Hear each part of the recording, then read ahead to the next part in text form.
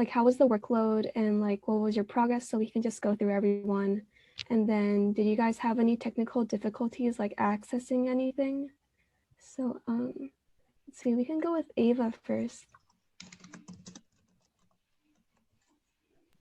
Okay. I felt pretty good about this past week. It was a little bit more than I had originally planned for, but I still thought it was really useful. And great practice.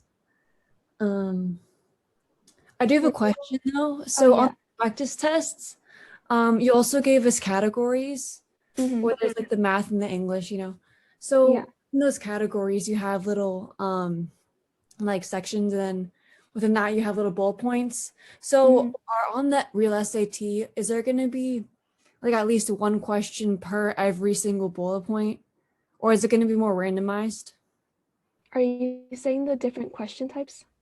Yes. Yeah.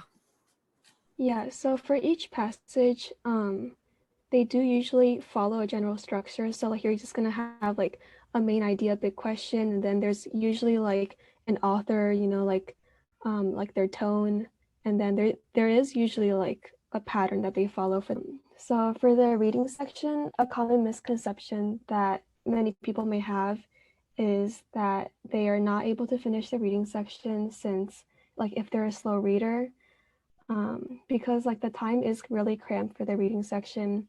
You're given 65 minutes to answer 52 questions, and you have to read the passages too.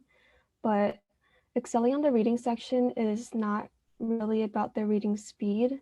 It's about the ability to skim the text for the important main ideas and know where to look back when you're answering the questions. Okay, so this is just a pacing recap for the reading section.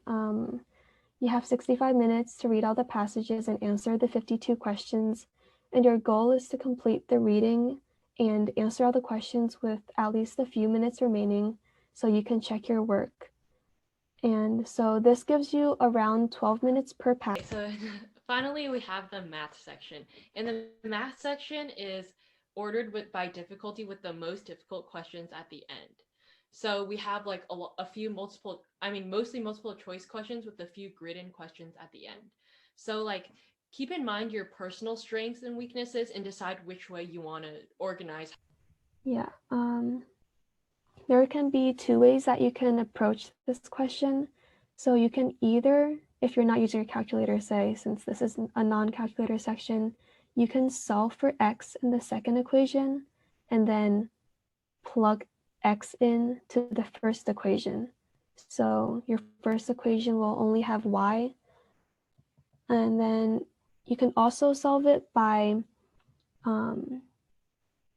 multiplying the second equation by a factor that can cancel out with the first equation. So I can screen. Okay, yeah, so yeah, just if you guys have any questions on the practice test or like any sections, feel free to reach out to us through Kyros. If you guys have or are struggling on a specific type of question, we're all here for you guys, and it's just like better, more practice is just better, and it'll definitely help you understand the test and improve your score that